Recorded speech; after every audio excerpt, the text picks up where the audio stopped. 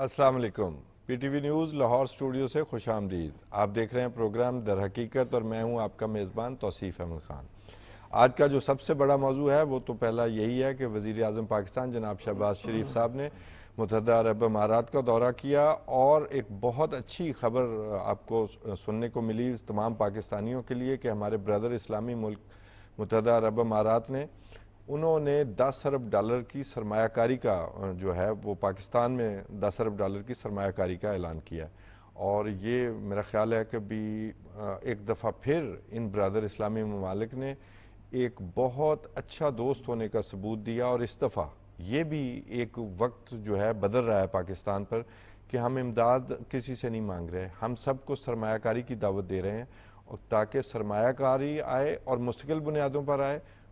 سرمایہ کاری کرنے والے بھی کمائیں اور پاکستانی عوام بھی خوشحال ہو، پاکستانی حکومت بھی خوشحال ہو۔ ہم اسی ٹاپک سے شروع کرتے ہیں، آگے دو ہمارے جو سیگمنٹس ہیں وہ ایک دوسرے سے پیوستہ ہیں، اسی سے ہماری بات جو ہے وہ شروع ہوتی ہے۔ 3-4 جو موضوعات ہیں ان پر گفتگو کے لیے ہمارے ساتھ سینئر صحافی تجزیہ کار جناب خالد فاروقی صاحب موجود ہیں۔ خالد صاحب ویلکم ٹو دا شو۔ سر، وزیر اعظم پاکستان کا متحدہ عرب امارات کا دورہ اور 10 ارب ڈالر کی سرمایہ کاری کا اعلان کر دیا، بڑے ہی مطلب ہے کہ ایک عزم کا اعادہ ہے، ایک نئے سرے سے اپنے برادر ملک کے ساتھ کھڑے ہونے کا، اور سرمایہ کاری تو ظاہر ہے ایک فیکٹر ہوتا ہی ہے، امداد نہیں ہے۔ سب سے خوشی کی بات پاکستانیوں کے لیے یہ ہونی چاہیے کہ ایک باعزت معاملہ ہے۔ دیکھیے، یہ میں سمجھتا ہوں کہ بہت ہی پازیٹیو، بڑی مثبت، بہت بڑی خبر، اور بالخصوص پاکستان میں سیاسی استحکام کے لیے بہت بڑی خبر ہے۔ جی، میں اس کو جتنے بھی یہ معاملات ہوتے ہیں نا اقتصادی میدان میں خالد صاحب، جس طرح کی سیاسی بھی پیش رفت استحکام ہوتی ہے، کو دیکھتے ہوئے کہ سیاسی استحکام بالکل آ رہا ہے، بالکل، اس میں دیکھیں وجہ نا سے بھی تو سرمایہ کار آتا ہے۔ میں نے سیاسی استحکام کے لیے کہا نا، جی، سیاسی استحکام کے لیے اس لیے کہا کہ استحکام موجود ہے سیاسی، اس میں پھر اس کے لیے ایک معاونت اس میں مزید مل جاتی ہے۔ جی، سو اس میں اس لحاظ سے یہ بڑی اچھی خبر ہے، اور پولیٹیکل سیٹ اپ جو ہے نا اس پر یقین کا ایک اظہار ہے، اور آپ دیکھ رہے ہیں کہ مسلسل پچھلے یہ جو انتخابات ہوئے اس کے بعد پاکستان میں معیشت، وہ جو معیشت بیٹھ چکی تھی،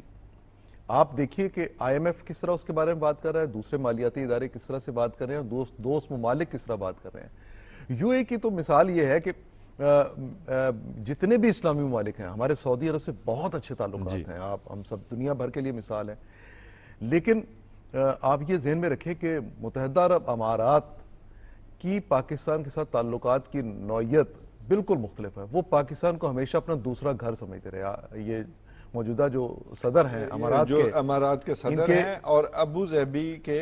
فرمان روا اس کے فرمان روا، ان کے والد جو تھے شیخ زاید بن سلطان ال نہیان، وہ پاکستان میں انہوں نے، آپ دیکھیں نا کہ ان کا رحیم یار خان میں ان کا اپنا ان کا گھر، ان کا دوسرا گھر، وہاں پر انہوں نے جو ڈیولپمنٹ کی ہے، آپ یقین کریں کہ وہ رحیم یار خان آخری ضلع ہے، یہاں کے ضلعوں کا کام نہیں ہے جتنا رحیم یار خان ڈیولپڈ ہے اس وقت، میں آپ کو بتا رہا ہوں۔ اچھا، اسی طرح سے لاہور میں انہوں نے بنایا۔ مطلب یہ ہے کہ وہ پاکستان کو ہمیشہ سے، یہ بات ہم ہمیشہ سنتے تھے کہ وہ پاکستان کو اپنا دوسرا گھر سمجھتے ہیں۔ سو یو اے کے ساتھ پاکستان کے تعلقات کی نوعیت باقی عرب ممالک سے یا خلیج کے جو ممالک ہیں ان سے کافی حد تک مختلف ہے۔ اچھا، اور اس وقت سے بھی مجھے یاد ہے کہ جب ہم یہ خبریں سنتے تھے کہ بھٹو صاحب کے دور میں کس طرح سے یہاں پاکستان میں ان کی طرف سے انویسٹمنٹ ہوئی، تعلقات کو کس طرح فروغ ملا، اور اس کے بعد بھی یو اے نے نہیں دیکھا کہ پاکستان میں حکومت کس کی ہے، انہوں نے پاکستان میں بہت زیادہ، لیکن کل کا جو دورہ ہے اس میں ان کی باڈی لینگویج دیکھ رہا ہوں، ان کا ملنا دیکھ رہا ہوں، کس طرح سے وہ شہباز شریف صاحب سے ملے ہیں، اور ایک جگہ پہ نہیں ہوتا نا کہ سم ٹائم آپ ایک تصویر دیکھتے ہیں، کوئی ایک سین ہوتا ہے، بلکہ جب وہ ملے ہیں تب بھی وہی والہانہ انداز سے، جب بیٹھے ہیں تب بھی ان کی گفتگو میں اسی طرح کی چیز تھی۔ یہ جو 10 ارب ڈالر کی اس وقت کی سرمایہ کاری کا جو وعدہ ہے، یہ اگرچہ ہم پہلے نہیں سن رہے تھے ان دنوں کو، یہ تو تھا کہ یہ تو ایسے مطلب کہ سرپرائز ہے، ہاں سرپرائز گفٹ ہے ایک طرح کا، جیسے وہ کسی کی برتھ ڈے پہ بچے کو کوئی گفٹ ہے تو بالکل ایسا ہے، ہمیں گفٹ دیا گیا ایک برادر اسلامی ملک سے، کسی کوئی خبروں میں نہیں تھی یہ بات، بالکل ایگزیکٹلی، اور اسی کا آپ دیکھیں کہ اس کا نتیجہ جو ہے بالکل عالمی جو مالیاتی ادارے ہوتے ہیں نا ان کی ٹون بدل جاتی ہے۔ وہ بالکل مختلف لہجے میں بات اچھا، کرنا اس کی شروع کر دیتے ٹائمنگ ہیں۔ بھی بڑی ٹائمنگ زبردست بہت، ہے۔ میں اس سے میں یہ وہ بات ابھی کروں، آئی ایم ایف کا جو ڈیلیگیشن ہے وہ آج شاید واپس کیا آج ہے، واپس کیا ہے، تو ٹائمنگ بڑی زبردست ہے۔ زبردست ہے، اور وہاں سے آوازیں بھی مختلف آنی شروع ہو جاتی ہیں۔ یہ تو دیکھیے نا، عالمی مالیاتی اداروں کا تو یہ طریقہ کار ہے کہ وہ ہر اپنے کلائنٹ کو جس کے ساتھ ان کی یہ ہوتی ہے، ڈیل ہوتی ہے،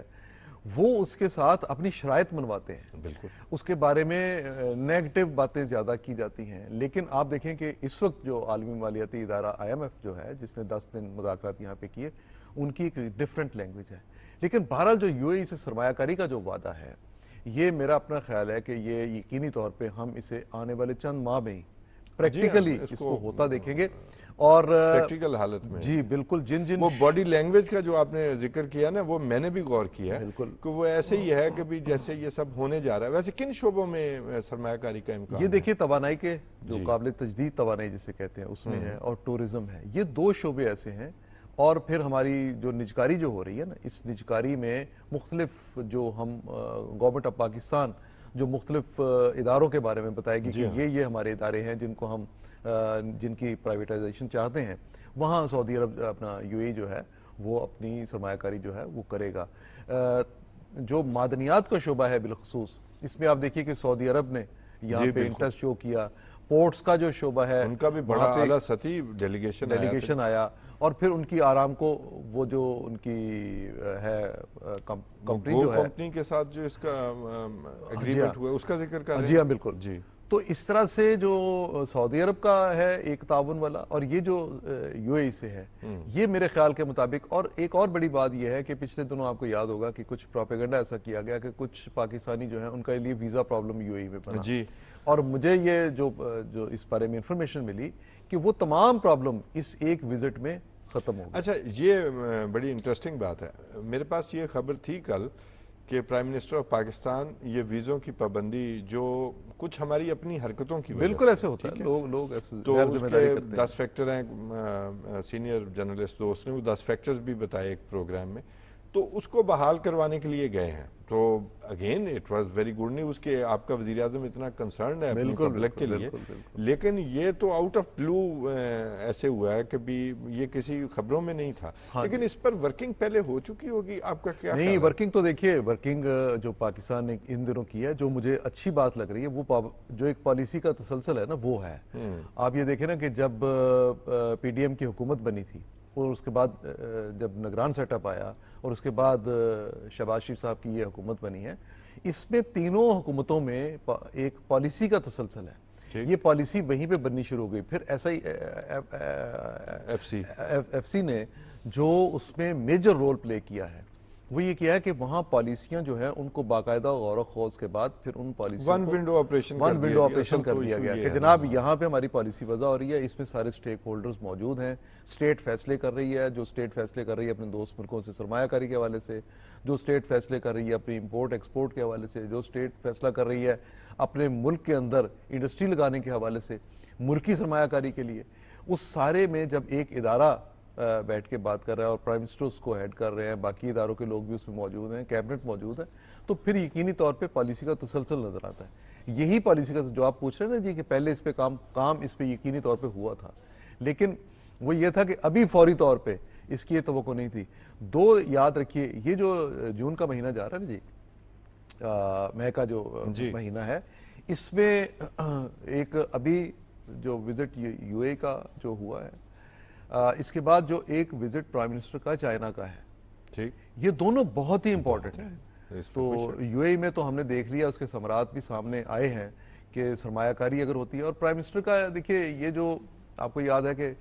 یہ عام طور پہ سیاسی مخالفت میں بھی بات کی جاتی ہے، پر ایک پرائم منسٹر کرے کیا جب ملک کی اگر معاشی حالت اتنی خراب ہے؟ تو وہ اٹھے گا، اپنے دوستوں کے پاس جائے گا، بھئی ہمیں کچھ امداد چاہیے۔ اچھا، پرائم منسٹر نے کل جو ایک لفظ کہا ہے، مجھے بڑا اپیل کیا اس نے کہ کشکول توڑ دیا بھائی۔ یہ کشکول نہیں ہے، میں نے تو اپنے انٹرو میں بھی یہی بات کی ہے تو کہ سرمایہ کاری کریں جی، آ کے آپ بھی منافع کمائیں، ہمارے لوگوں کے لیے بھی سہولت پیدا ہوگی، وہ بھی پیسے کمائیں گے۔ دیکھیے، پاکستان میں ہم اس وقت تک ترقی کا جو سفر، ویری ڈفرینٹ ماڈل، ہاں ڈفرینٹ ماڈل، کہ جب تک ہم خود انحصاری پہ نہیں جائیں گے، اور اگر ہم یہ سمجھیں گے کہ ہمیں کوئی کسی نے امداد دینی ہے، ہم اس امداد کے ساتھ لے کے تو پھر اپنے معاملات کو ٹھیک کریں گے، یہ ممکن نہیں ہے۔ تو میرا اپنا یہ خیال ہے کہ پرائم منسٹر کا یہ جو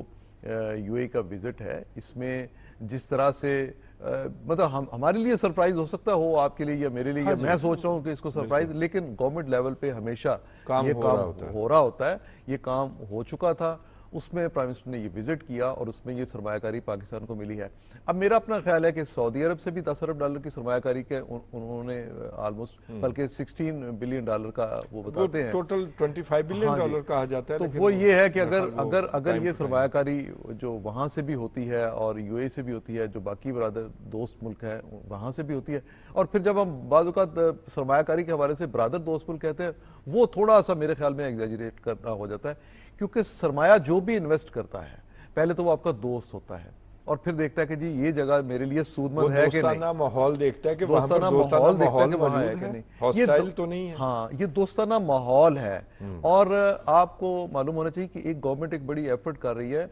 وہ ہے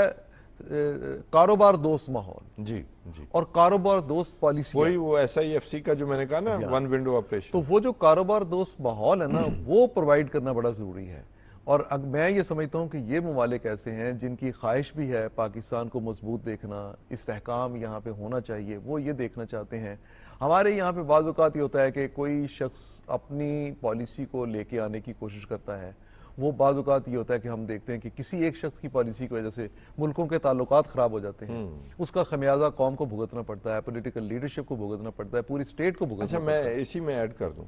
پرائم منسٹر آف پاکستان کو میاں شہباز شریف صاحب کو ایک کریڈٹ تو دینا بنتا ہے کہ پہلا جو ان کا ٹینیور ہے اس میں وہ بے شک وہ گورنمنٹ بتا نہیں سکی اپنی پبلک کو کہ ہم کتنی مشکل میں تھے، یہ ہم سے چھپایا گیا۔ میرا خیال ہے بتانا چاہیے تھا کہ آپ لوگ کتنی مشکل میں ہیں اور ہم نے کس طرح اس ملک کو ڈیفالٹ ہونے سے بچایا۔ پہلا فیز یہ تھا کہ ڈیفالٹ ہونے سے بچایا جائے، دوسرا فیز یہ ہے کہ اب سرمایہ کاری لائی جائے کہ ہم ڈیفالٹ سے بچ گئے ہیں، اب سیریس نوٹ پر کوئی کام کیا جائے، صرف مرمت سے کام نہیں ہوگا، کئی چیزیں نئے سرے سے کرنا ہوں گی۔ بالکل صحیح، بالکل صحیح ہے۔ دیکھیے جی، سرمایہ کاری جب تک نہیں ہوگی نا جی، پاکستان میں جو پچھلے حالات رہے ہیں اور دنیا بھر میں جس طرح کے حالات ہوئے، اور جو اسپیشلی جو کووڈ کا تھا اس کے بعد سے جس طرح اس کے بعد یوکرین کی جنگ آ گئی، اس میں جو غیر ملکی سرمایہ کاری ہے وہ کئی ممالک میں کم ہوئی، جو سب سے زیادہ ممالک متاثر ہوئے ان میں پاکستان بھی شامل ہے، اور پاکستان میں سرمایہ کاری بہت لو لیول پہ پہنچ گئی۔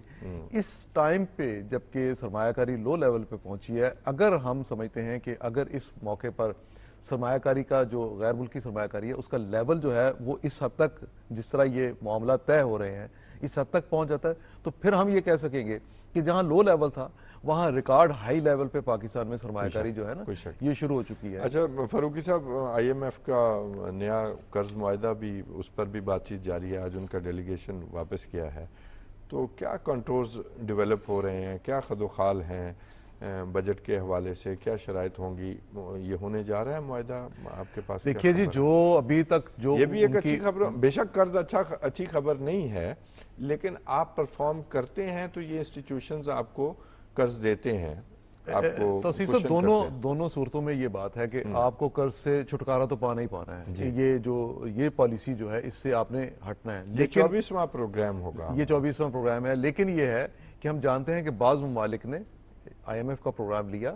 اس کو کامیابی سے مکمل کیا اور پھر اس سے وہ نکل آئے، اپنے کرائسس سے نکل آئے۔ ایک ٹائم میں ہم بھی نکلے جی، ہم بھی نکلے، اور ابھی بھی اگر ہم دیکھیں تو جو IMF کا پچھلا پروگرام جس کو کمپلیٹ کیا گیا وہ کمپلیٹ کامیابی سے ہوا ہے، تو IMF نے دوسرے پروگرام کی، اگلے پروگرام کی بات شروع کی ہے، ورنہ تو وہ نہ کرتے۔ 3 بلین ڈالر کا جو ہم نے مکمل کیا، ہم نے کامیابی سے پرفارم کر کے دکھایا، اور اس وجہ سے یہ ٹوٹل اب 6 ارب ڈالر کا ہے، 8.5 ارب ڈالر۔ اچھا، 8.5 ارب ڈالر کا یہ ہے، یہ جو پاکستان چاہتا ہے، اور IMF نے جو اس بارے میں ابھی تک جو اس پہ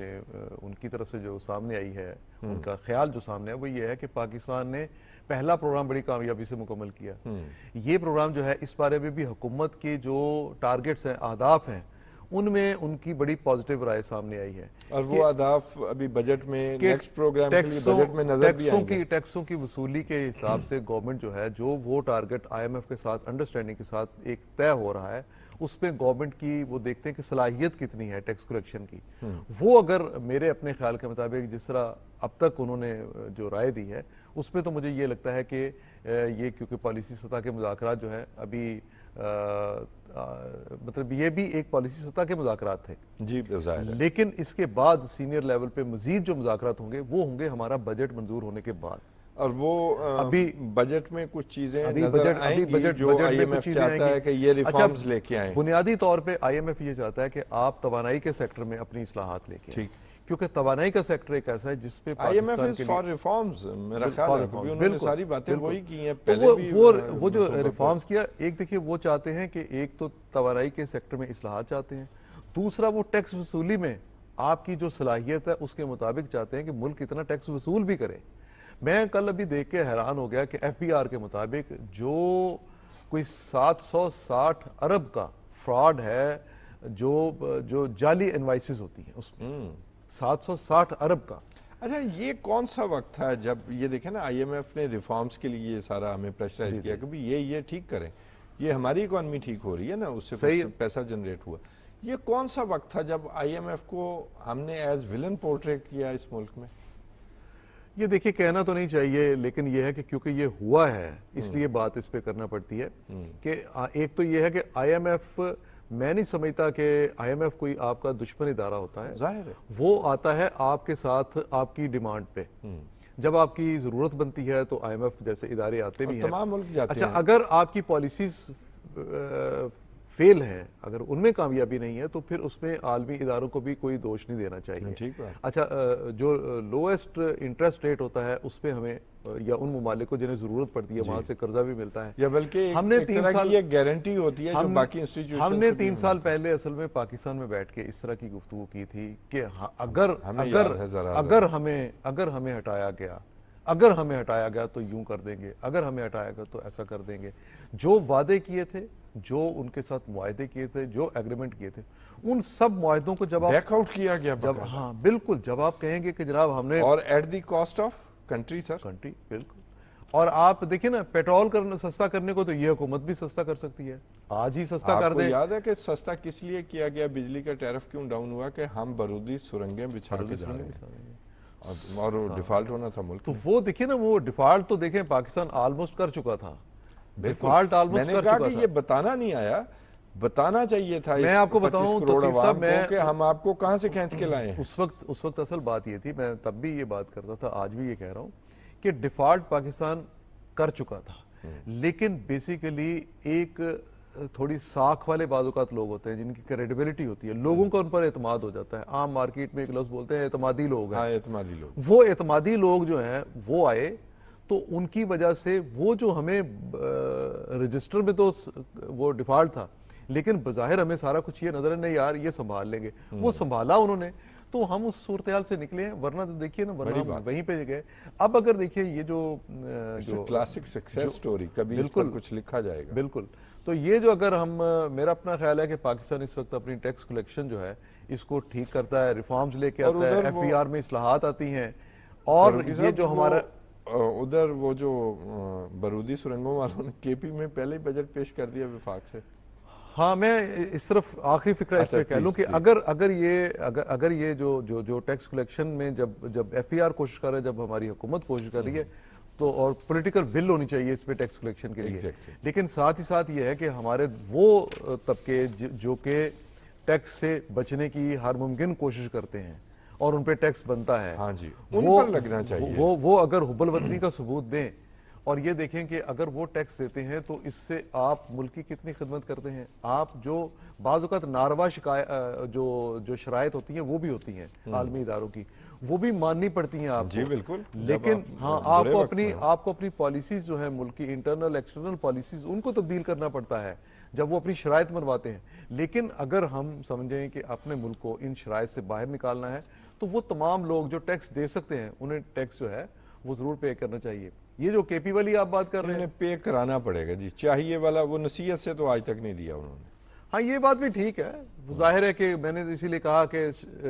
جو اسٹیٹ کی ریٹ ہے وہ قائم کرنی قائم ہے ہونا چاہیے۔ اور پولیٹیکل ول کے ساتھ قائم کرنی ہے، جب آپ سمجھیں کہ آپ کے ادارے آپ کے ساتھ ہیں، جب آپ سمجھیں پبلک آپ اس کے سے ساتھ ہے، ضروری وقت اور آ نہیں سکتا آپ کے ملک بالکل پر، بڑی وقت ضرورت ہے، بہت ضرورت ہے۔ اور یہ کے پی والا کے پی والا دیکھیے، میں کے پی شرارتی سا سوال پوچھا ہے آپ سے، نہیں بیسیکلی یہ پہلی دفعہ وفاق سے پہلے آپ کو یاد ہے کہ کے پی سے ہی ایک حرکت جو ہے وہ پہلے بھی ایک دفعہ ہوئی تھی، جب وہ بجٹ کے اسی طرح کے ایشو پہ جس پہ عالمی مالیاتی اداروں کی طرف معاملہ لے جایا گیا اور اس وقت کے وزیر خزانہ باقاعدہ اور روکا دو گیا جی، دوسرے وہ وزرائے attempt ہوئی۔ خزانہ جو تھے صوبائی پنجاب اور کے پی کے، یہ اس میں شامل تھے۔ نہیں اس میں کے پی کو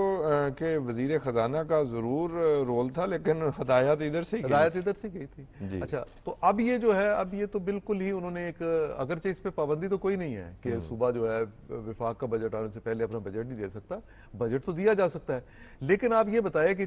جو بجٹ صوبوں کے بنتے ہیں اس میں سب سے پہلی بات کیا ہوتی ہے؟ سب سے پہلی بات آپ کا شیئر ہوتا ہے جو کہ وفاق سے آنا ہے، آپ نے جو میں بجٹ اسی لیے بنانا ہے اس میں آپ کو وفاق نے کیا محصولات میں سے کیا حصہ دینا ہے، کتنا پیسہ آپ کا بنتا ہے، وفاق کرتا ہے ٹوٹل کہ جی ہمیں اتنے پیسے ملے، صوبوں کا یہی حصہ بنتا ہے تو یہ ہم آپ کو دے رہے ہیں۔ اس سے پہلے یہ سارا کچھ کرنے کا مطلب کیا ہے؟ اس کے ایک سیاسی مطلب ہے اور ایک یہ آئی ایم ایف کے ساتھ جو کچھ آپ ڈیل کر رہے ہیں، جو کچھ معاملات کر رہے ہیں، ان میں ایک رخنہ اندازی کرنا ہے۔ آپ وہاں پہ پرابلم پھر کریٹ کر رہے ہیں، غیر ذمہ داری کا ثبوت دے رہے ہیں۔ نہیں یہ آپ نرم لفظ ہے، یہ غیر ذمہ داری نہیں ہے، ہاں یہ ٹھیک ہے، یہ آپ انٹینشنل، یہ جان بوجھ کر، یہ کیسے ہو سکتا ہے؟ تو یہ جو حرکت ہے نا، یہ میرے اپنے خیال کے مطابق ان کو نہیں کرنی چاہیے تھی، کیونکہ اس سے آپ کو، اگر آپ یہ کہیں کہ آپ وفاق کے بغیر کیسے چل سکیں گے، کیسے ممکن کیسے ہے؟ یعنی ٹوٹل بجٹ جو ہے، جو بیسک فگر ہے، وہ بھی ایزمپشن پر ہی اور پھر اس کا مطلب پھر وہ ایزمپشن پہ ہے، آپ نے ایسی ایک فگرز اپنے ذہن میں رکھ لی ہے اور اس کے مطابق چاہے آئینی یا قانونی طور پر کوئی پابندی نہیں ہے، لیکن جہاں سے پیسے آنے ہیں وہاں سے تو ابھی آپ ٹوٹل اور ایزمپشن پھر پہ کھڑے ہیں۔ توصیف صاحب یہ کھلی ایک محاذ رائی ہے جو کہ کسی صورت میں نہ صوبے کے مفاد میں ہے، نہ ملک کے مفاد میں ہے، نہ ان کی عوام میں، صوبے کی عوام کے ہے۔ مفاد میں۔ اچھا، جب آپ پرفارم نہیں کر پاتے صوبے میں، یہ مسئلہ ہے سر۔ تو جب آپ پرفارم نہیں کر پاتے تو آپ مسلسل محاذ رائی کی کیفیت رکھ کے اپنی ناکامی جو ہے اس پر پردہ ڈالنا چاہتے ہیں، لیکن اس کا دیکھیے، اس کا ایک مذاق بنے گا، یہ ایک غلط مثال قائم کی گئی ہے۔ آپ نہیں ایسا کر سکتے، آپ کو ایسا نہیں کرنا چاہیے، اگر آپ کر بھی سکتے ہیں تو آپ کو ایسا نہیں کرنا چاہیے۔ آپ نے وفاق کے ساتھ مل کے چلنا ہے، آپ نے اسٹیٹ کے جو پلرز ہیں نا ان کوئی میں کسی کے بغیر نہیں چل سکتا۔ کوئی کسی کے بغیر نہیں چل سکتا۔ ٹھیک بات۔ اور دوسری اس میں جو ایک بڑی بات ہے نا، وہ یہ ہے کہ بیسیکلی یہ جلدی سے جلدی ایک بجٹ دے کے یہ اس کو منظور کروانا چاہ رہے ہیں 3 جون سے پہلے۔ اچھا، 3 جون سے پہلے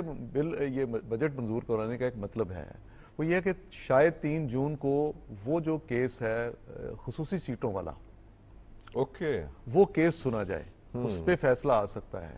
اچھا، اب اس کے پی کی جو حکومت ہے اس کو یہ ڈر ہے کہ کیونکہ اس وقت تو ان کی ووٹوں کی جو ہے نا وہ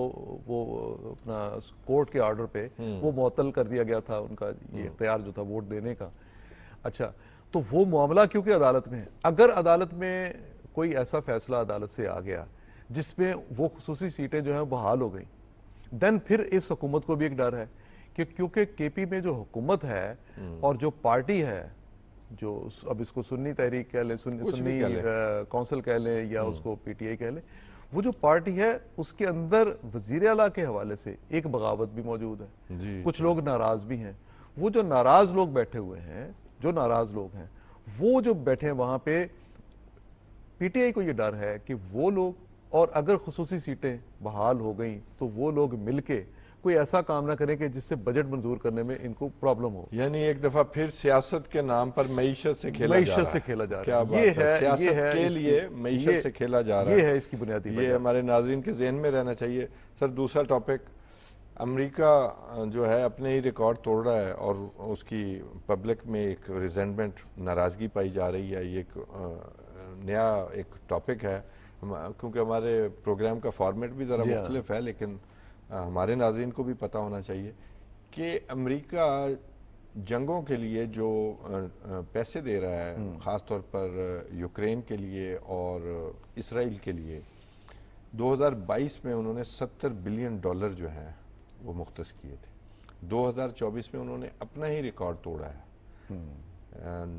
95 بلین ڈالر جو ہے، جس کا لائنز شیئر جو ہے وہ اسرائیل کو جنگ کے لیے دیا جا رہا ہے اور یوکرین کو جنگ کے لیے دیا جا رہا ہے۔ یہ بہت چھوٹا سا علاقہ ہے غزہ، تو اس کے لیے اتنے پیسے، یعنی کہ یہ نسل کشی والی جو بات ہے کہ ان پیسوں کی جو اسلحہ ہے اس سے تو کچھ نہیں بچ سکتا، جس طرح وہ قیامت کا منظر ہے کہ جیسے قیامت گزر گئی ہو جب وہاں دیکھتے ہیں، تو اس کی وجہ سے امریکی عوام میں پریشانی پائی جاتی ہے، کیا ہم نسل کشی کے لیے پیسے دے رہے ہیں؟ اور دوسرا یہ کہ یہ ہماری اپنی ڈیولپمنٹ پر کیوں نہیں لگ رہا؟ دیکھیے یہ جو ایشو ہے نا جی، اس میں یہ آپ جتنے بھی امریکہ میں مظاہرے دیکھ رہے ہیں، اس کے پیچھے یہی مسئلہ ہے نا کہ پبلک کو اویئرنیس بھی ملتی ہے۔ دو چیزیں ہوئی ہیں، جو ویتنام وار تھی اس کے خلاف جس طرح مظاہرے شروع ہوئے تھے، یہ دوبارہ اسی طرح اسی طرح سے یہ مظاہرے جو ہیں اس سٹیج پہ بھی نہیں پہنچے، لیکن اگر یہ معاملہ اسی طرح چلتا رہا تو یہ اسی طرح سے مظاہرے کہا جاتا ہے کہ یہ جو بائیڈن کا ویتنام ثابت ہوگا، فلسطین جو ہے نیتن یاہو کا بھی اور اس کا بھی۔ بالکل، تو یہ جو وہاں پہ جو گورنمنٹ کی پالیسی ہے، گورنمنٹ کی پالیسیوں میں وہاں پہ کسی بھی ریپبلکن کی ہو ڈیموکریٹ کی، وہ ایک تسلسل رہتا ہے، وہ اسرائیل کے حوالے سے اسپیشلی۔ اور دیکھیے 140 ممالک جو ہے نا جی اقوام متحدہ کے جو رکن ممالک ہیں، کل تک تو 140 سے اب 143 ہو گئے یورپ کے 3 ممالک کو ملا کے، ووٹنگ میں 143 نکل آئے تھے پہلے، انہوں نے ریکگنائز کیا۔ تو ان ملکوں نے اپنا فلسطین کو بحیثیت آزاد ریاست اس کو تسلیم کیا ہوا ہے۔ پاکستانی، میں ایڈ کر دوں، پاکستانی وزیراعظم شہباز شریف صاحب نے بھی آج اس کو ویلکم کیا ہے، سعودی عرب کے ولی عہد محمد بن سلمان کی طرح، جو تینوں ممالک نے فلسطین کو ریکگنائز کیا، اس کو تسلیم کیا۔ اچھا، اب وہ جو لوگ جن ملکوں نے تسلیم نہیں کیا، ان کا موقف کیا ہے؟ ان کا موقف یہ ہے، اس میں برطانیہ بھی شامل ہے اور امریکہ بھی شامل ہے، ان کا موقف یہ ہے کہ یہ جو فلسطینی ریاست کے لیے بنیادی چیزیں یعنی جو انگریڈینٹس ایک سٹیٹ کے لیے، یہ وہ جن عناصر پہ مشتمل ہونی چاہیے تھی جی، وہ نہیں ہے۔ وہ عناصر آپ نہیں بند کروائے ہیں جی، وہ عناصر بند نہیں کروائے، بلکہ ایک بنی بنائی سٹیٹ کو آپ نے توڑا، اس میں آپ نے کچھ لوگوں کو آباد کیا، ان لوگوں کو آباد کر کے آپ نے اس کو لیجیٹیمیٹ کیا، آپ نے کہا جی یہ اقوام متحدہ نے اب اس کے اوپر چھاپ لگا دی ہے، اب یہ وہاں سے منظور ہو گئی اور اب ہم نے یہ منظور کر کے یہ سٹیٹ قائم کر دی۔ آپ کا سب سے بڑی دلیل یہ ہے۔ اچھا، اس دلیل میں آپ نے کیا کیا کہ آپ نے دنیا کے مختلف علاقوں سے لوگوں کو اٹھایا۔ میں آپ کو اس طرف لے کے آتا ہوں، لیکن ہم اصل ٹاپک سے ہٹ رہے ہیں۔ میں یہی اسی میں آپ نے دنیا کے مختلف علاقوں سے لوگوں کو اٹھایا اور اٹھا کے لا کے تو ان کو وہاں پہ آپ نے آباد کر دیا۔ اچھا، اب آپ آباد کر کے وہ جو قانونی طور پہ وہاں لوگ رہ رہے تھے ان کو آپ نے بے آباد کیا۔ وہ بے آباد لوگ اب احتجاج کر رہے تھے، ان احتجاج کرنے والے لوگوں پر آپ نے ان کی نسل کشی کے لیے اور ایک طبقے کو، مخصوص طبقے کو خوش کرنے کے لیے ان کی نسل کشی شروع کروا دی۔ اور یہ نسل کشی جو شروع کروائی، اس کا آغاز پچھلے 70 سال سے 76 سال سے ہے۔ 76 سال، وہ 76 سال کا عرصہ جو ہے نا، اس میں کبھی کم ہو جاتا ہے، کبھی زیادہ ہو جاتا ہے۔ جتنا بھی فلسطینیوں کی حمایت میں بات کی جاتی ہے نا، فلسطینی عوام کی حمایت میں جب بات کی جاتی ہے گورنمنٹ لیول پہ، پبلک کی بات نہیں میں کر رہا، ان ملکوں سے اسپیشلی، وہ منافقت پر مبنی ہوتی ہے۔ بالکل، یہ منافقت جو ہے اب لوگوں کے سامنے آ چکی ہے۔ آپ دیکھیں گے کہ اس الیکشن میں جو امریکہ میں اب ہونے جا رہا ہے، وہاں پہ موجودہ حکومت جو ہے اس کی مخالفت اس لیے ہے کہ ایک تو آپ اپنے امریکی جو ٹیکس گزار ہیں ان کا پیسہ چوری کر رہے ہیں۔ لیکن یہی اس میں ایک سوال اور ایڈ کر دوں نا، یہ جو اپنے وہ کہتے ہیں جی ہمارے ٹیکس کا 25% 2-4 ملکوں کو جنگ لڑنے کے لیے، فلسطینیوں کی نسل کشی کے لیے ان کی جو ٹیکس کلیکشن ہے اس کا اندازہ یہ کیا جا رہا ہے کہ 25% ان حکومتوں کو دیا جا رہا ہے۔ اچھا، مزے کی بات یہ ہے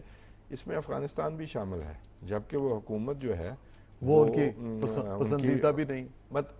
یہ تو ہے نا جی اور بات، مطلب تسلیم شدہ آپ کہہ لیں نا، لیکن پیسے دیے جا رہے ہیں وہ پہلے والی حکومت کے اہلکاروں کو تو نہیں دیے جا رہے، تو یہ بھی اسی مد میں شامل ہیں۔ یہ بڑی حیرانگی کی بات ہے۔ میں لسٹ پڑھ کے، روانڈا ہو گیا، کانگو، افغانستان، یہ ممالک ہیں جن کو، ہاں، تو اس کی پوری ڈیٹیل آنی چاہیے نا کہ افغانستان کو کس مد میں پیسے دیے جا رہے ہیں۔ ہاں جی، بھئی آپ ان سے کیا سروسز لینا چاہ رہے ہیں، کا باعث ہے کیا سروسز آپ ان سے کیا لینا چاہتے ہیں؟ تسلیم نے اسرائیل کو جی $26 ارب کی منظوری ہوئی ہے، $26 ارب، اور فلسطین کا سائز دیکھ لیں آپ۔ اس میں آپ یہ دیکھیں کہ جتنا گولہ بارود گرایا گیا ہے، اگر آپ اس کے رقبے کی میئرمنٹ کریں، اس کی آبادی کی دیکھیں، تناسب دیکھیں، تو یہ دنیا میں جتنی اب تک کی جنگیں ہوئی ہیں، جہاں کسی جگہ پہ کارپٹ بمنگ ہوئی ہے، یہ سب سے خوفناک اس وقت وہاں پہ واقعات ہو رہے ہیں۔ اور یہ پہلا واقعہ نہیں کہ اسرائیل وہ ایسی ایک ببل تھا اس کا یہ تو مانگ کے کھانے والا ملک ہے, یہ تو کچھ بھی نہیں, کانسٹنٹ ہیڈیک ہے امریکہ کے لیے. اچھا, میں جو بات آپ سے ایک اور بھی ڈسکس کرنا چاہتا ہوں کہ امریکہ میں بھی ایک چینج آ رہا ہے. اب وہ پبلک جو ہے نا وہ بھی اب یہ سوال اٹھانے لگ گئی ہے. پھر دیکھیں یونیورسٹیز میں جو معاملہ ہے, ہم ریگن کے دور کو دیکھتے ہیں, اس دور کی ریپبلکن پارٹی کو دیکھ لیتے ہیں. تو ریگن کے دور میں یہ تھا کہ فری مارکیٹ ہو, فری اکانومی ہو, جمہوریت کا پھیلاؤ ہو, دنیا کے ہر جگہ جمہوریت ہو اور اس کے ذریعے امریکن انفلوئنس ہو. ایکسپیٹریٹس یعنی کہ جلا وطن, جلا وطن نہیں, میں اس کو اردو میں کہہ نہیں سکوں گا, ایکسپیٹریٹس یعنی کہ وہ ایکسپیٹریٹس کی سرزمین ہے, جو بھی آئے خوش آمدید. اب وہی ریپبلکن پارٹی, یعنی ایک بیلنس بجٹ بنایا جائے. آج کی ریپبلکن پارٹی کا جو لیڈر ہے وہ تقریباً بنیادی طور پر مختلف چیزیں بتا رہا ہے. یہ بھی تو ایک چینج ہے نا. اس نے کہا میں امریکہ کو آپ کو دوبارہ گریٹ بنا کے دیتا ہوں. اس میں یہ ہے کہ ایکسپیٹریٹس نہیں آئیں گے, ٹھیک ہے,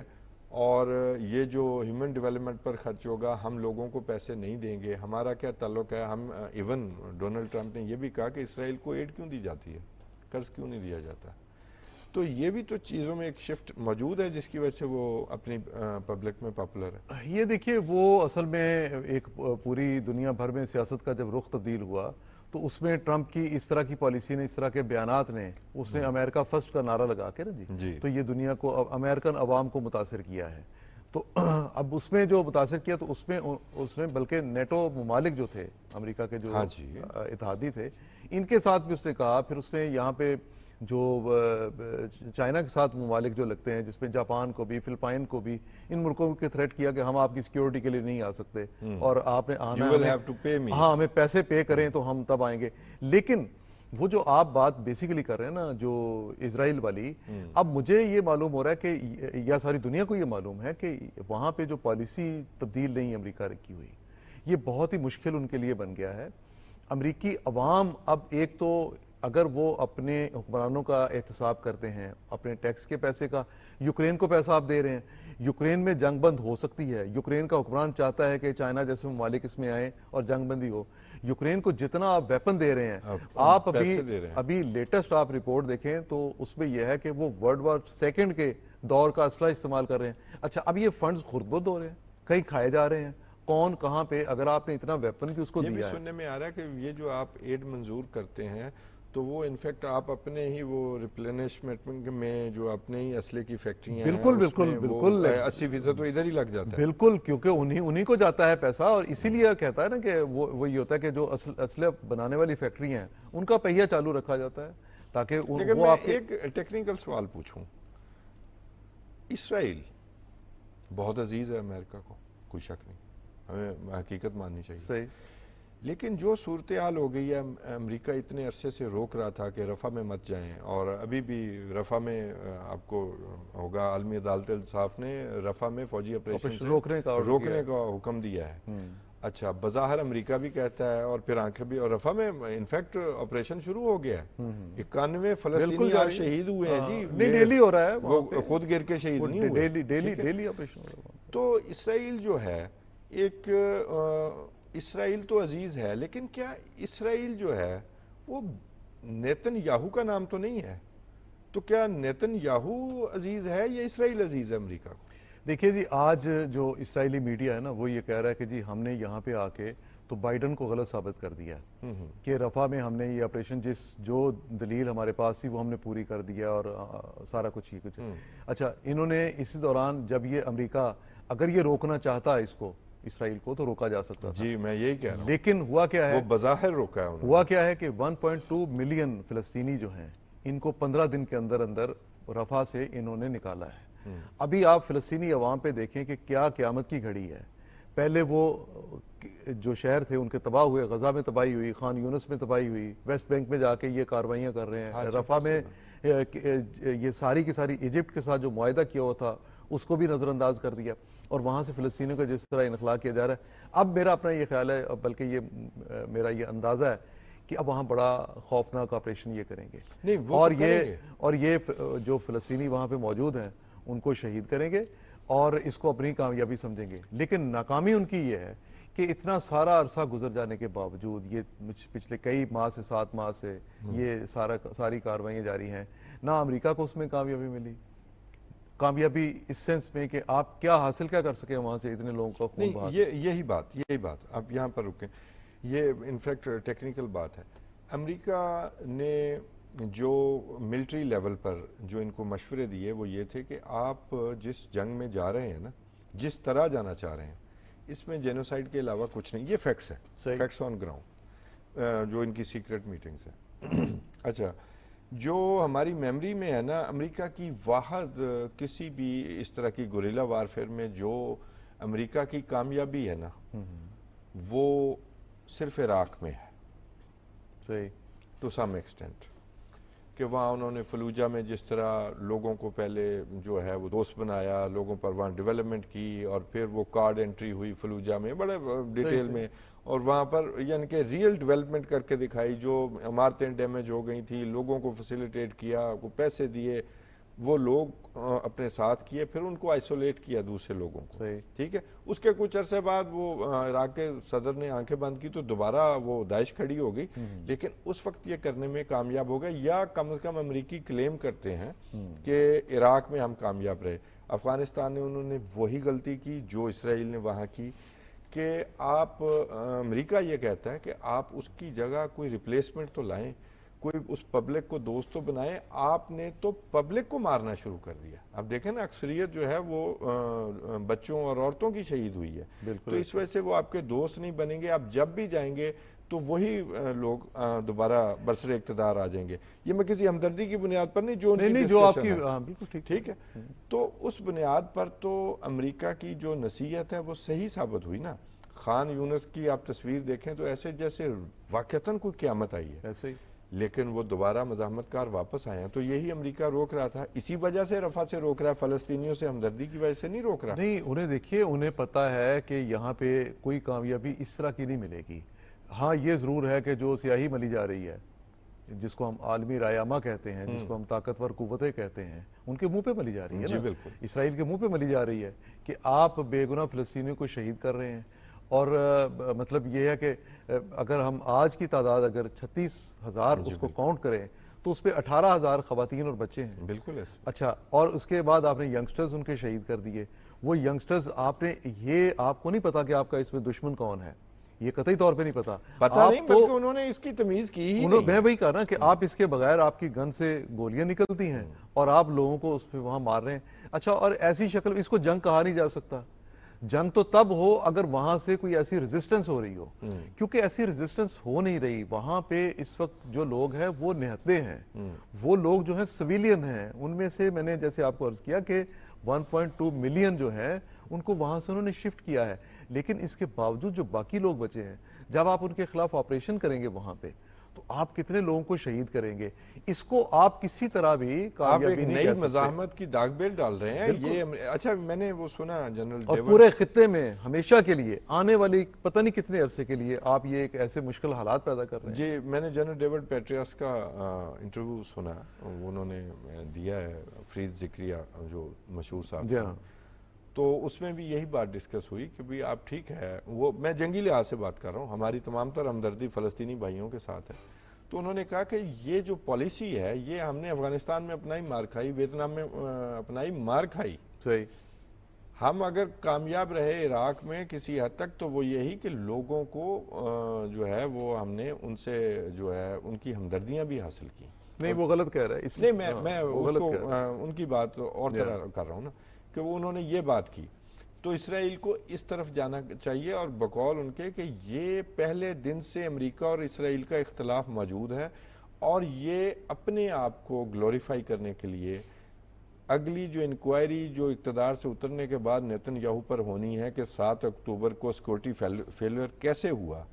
یہ اپنے آپ کو گلوریفائی کرنے کے لیے، اپنے آپ کو اقتدار میں رکھنے کے لیے وہ یہ چاہتا ہے کہ یہ جنگ جاری رہے۔ یہ ان کے الفاظ ہیں۔ اب تو دیکھیے آئی ڈی ایف جو ان کی وہاں کی ہے آرمی جو ہے، اس نے بھی کہہ دیا کہ نام کیسا دلچسپ ہے جی، اسرائیل ڈیفنس فورس، یعنی وہ دفاعی، وہ ہاں، کمال تو اس نہیں نے ہے بھی ویسے۔ کہہ دیا کہ نیتن یاہو کو پہلے سے کچھ خبر تھی، لیکن جان بوجھ کے اس میں سازش بھی ہوئی، وہ شریک ہے، بالکل نیتن یاہو اس میں شامل ہے۔ اس کے علاوہ دیکھیے یہ جو 3 ممالک ہیں ان میں ناروے کا جو ہے نا جی اپنا وزیر خارجہ، تو انہوں نے کہا کہ کیونکہ اب ہم یہ مان ہی نہیں سکتے کہ اسرائیل جس پالیسی پہ چل رہا ہے کہ آپ نہ تو آپ اوسلو ایکارڈ کو مانے، نہ اس کے بعد آپ نے کسی معاہدے کی پرواہ کی، یہ سارا کچھ آپ نے کیا، اب ہم یہ نہیں مان سکتے اس لیے کہ آپ اگر فلسطینیوں کو یہ رائٹ دیں گے ہی نہیں کہ ان کی کوئی ریاست ہونی چاہیے، ان کو کسی جگہ پہ رہنا چاہیے، اس کا مطلب یہ ہے کہ آپ اس تنازع کو وسیع کرنا چاہتے ہیں۔ اچھا یہ فار رائٹ لوگوں کے قابو میں، وہ خود بھی فار رائٹ ہے نتن یاہو۔ اب میں آپ کو اسرائیل لاتا ہوں جو ہمارا ٹاپک تھا چوتھا، یہ امریکہ والا جو معاملہ ہے فنڈنگ والا، وہ اس کے ساتھ ریلیٹڈ ہی ہے۔ اسرائیل میں بھی ایک تبدیلی آ رہی ہے غیر معمولی، امریکہ سے بھی پریشر آ رہا ہے کہ آپ، امریکہ کی ہمدردی میں پھر کہہ رہا ہوں وہ یہ ہے کہ آپ جنگ نہیں جیت سکے، اس لیے اور یہ جنگ جاری رہے گی، آپ جنگ جیت نہیں سکے کیونکہ پیسے امریکہ نے بھرنے ہیں جی۔ وہاں کا وزیر دفاع جو ہے اس نے بھی باقاعدہ اس پر کہا کہ آپ وداؤٹ پلان ہیں، آپ نے جو سیکنڈ پلان ہوتا ہے وہ نہیں ہوا، The day after. ہاں جی the day after، اور پھر آرمی چیف جو ان کا آرمی چیف ہی ہے وہ اس نے بھی یہ کہا کہ آپ دیکھیں کہ جہاں جہاں ہم کلیئر کر کے آئے ہیں اور وہاں وہاں مزاحمت کار دوبارہ پہنچ گئے ہیں، یہ کوئی پلان نہیں ہے کہ بار بار ہم داخل ہو رہے ہیں دوبارہ سے آپریشن وہاں پر شروع کرتے ہیں، یہ تو ہم کبھی بھی جنگ نہیں جیت سکیں گے۔ تو یہ جو ایک پریشر بلٹ ہو رہا ہے اسرائیل کے اندر، اس کو کیسے لیں؟ دیکھیے یہ توصیف صاحب وہاں پہ ہے، اس کے بارے میں کہا جا رہا ہے، اس کو کہا جاتا ہے دنیا کی سب سے غیر محفوظ ریاست جی، جس کا 1-1 انچ ناجائز اور 2-2 پاسپورٹ ہاتھ میں، اپنے باشندوں کے لیے دنیا کی سب سے غیر محفوظ ریاست ہے۔ وہ جو گلوریفائی کیا جاتا تھا نا کہ اسرائیل نے یہ ترقی کی ہے، یہ کیا ہے، اور یورپ سے امریکہ سے لوگ اٹھ کے وہاں پہ آ کے تو رہائش رکھیں گے، ان حالات میں جبکہ میں آپ کو پھر ناروے کے وزیر خارجہ کی طرف لے جاؤں، میں پھر آپ کو آئرلینڈ کے وزیر خارجہ کی طرف لے جاؤں، پھر میں آپ کو اسپین کے جو وزیر خارجہ ہے ان کا جو موقف ہے، انہوں نے کہا کہ آپ نے اپنے جو ٹھکانے ہیں ان کو وسعت دی ہے، آپ نے غیر قانونی آبادیاں جو ہیں، ریاست نے وہ غیر قانونی آبادیاں بنائی ہیں، لوگوں کو دھکیلا ہے، لوگوں کو مارا ہے۔ اگر آپ اس میں دیکھیں، میں ایک تصویر دیکھ رہا تھا اس میں، یہ جو جس طرح سے وہ فلسطینی جہاں پہ ان کے علاقوں پہ قبضہ کیا جاتا ہے جب، تو وہاں پہ یہ جو آباد کار ہیں، ناجائز آباد کار جو ہیں اسرائیلی جو صہیونی ہیں، وہ اپنے کتے لے کے وہاں ان لوگوں کو خوفزدہ کرنے کے لیے اسلحہ دیا جاتا ہے، اسلحہ دیا جاتا ہے، اور پھر وہ اپنے بیوی بچوں کے ساتھ وہاں وہ کتے لے کے جو دوسروں پر حملہ آور ہوں، تو اس طرح سے وہ کھڑے ہیں، یعنی یہ لڑائی کا۔ اب اس میں یہ ہے کہ جو بھی اب امریکہ کی جو پالیسی بنتی ہے کہ وہ کہتے ہیں کہ جناب ہم آپ کا ساتھ دیں گے، نہیں دیں گے، اسرائیل جو بھی کرتا ہے، وہاں پہ ایک جو آپ اسرائیل کے اندر والی جو بات کہہ رہے ہیں، وہاں پہ یہ الیکشن ابھی اس کو پتہ چلے گا کہ الیکشن میں کیا ہوتا ہے، لیکن یہ ماحول جو آپ کہہ رہے ہیں میں اس سے اتفاق کرتا ہوں بالکل بن چکا ہے کہ جناب آپ ایک غیر محفوظ ریاست میں کب تک آپ ہمیں رکھیں گے۔ اس پر دوبارہ پھر سے پروگرام کریں گے۔ فاروقی صاحب بہت بہت شکریہ۔ ناظرین یہ آپ نے ہمارا آخری سیگمنٹ بھی سنا، جو فلسطینیوں نے اپنی ریزیلینس دکھائی ہے، اپنی مزاحمت دکھائی ہے، اس کی وجہ سے آج اسرائیل کے اندر بھی پہلی دفعہ 77-78 سالوں میں یہ ریئلائزیشن ہے کہ ہم محفوظ ریاست کے طور پر اس طرح زیادہ دیر زندہ نہیں رہ سکتے۔ آج کے لیے اپنے میزبان توصیف احمد خان کو اجازت دیجیے۔ اللہ نگہبان۔